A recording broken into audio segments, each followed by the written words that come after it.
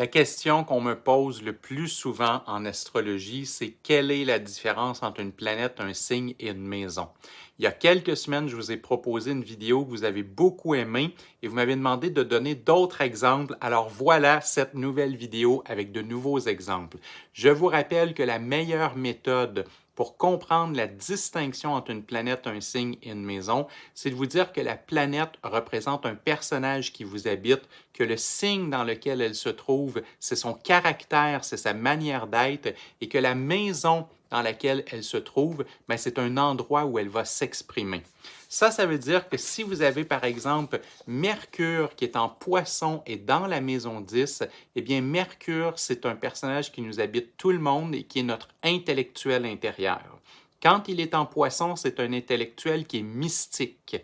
Et la maison 10, ben, c'est la maison de la carrière. Alors, si j'ai un intellectuel mystique dans ma carrière, ben, peut-être que je suis professeur d'astrologie, peut-être que je fais des blogs sur l'ésotérisme. En tous les cas, visiblement, à l'intérieur de ma carrière, je communique et écris et apprends à propos du mysticisme.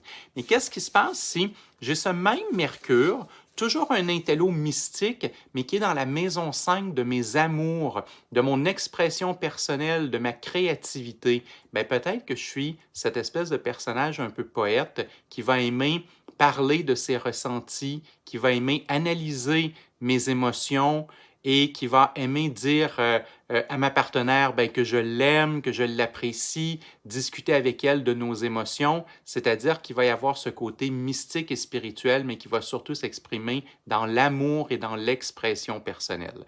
Alors, c'est aussi simple que ça de faire de l'astrologie. Une planète est un personnage, un signe lui donne son caractère, sa manière d'être, et la maison nous dit dans quel secteur est-ce que ça s'exprime. Si tu as aimé cette très courte vidéo, tu vas dévorer mes vidéos plus longues sur ma chaîne YouTube et mes exercices gratuits sur Facebook. Je m'appelle Sébastien Michel, je suis professeur de tarot et d'astrologie depuis plus de 18 ans et tu peux aller voir mon site web sébastien-michel.com pour tous les détails.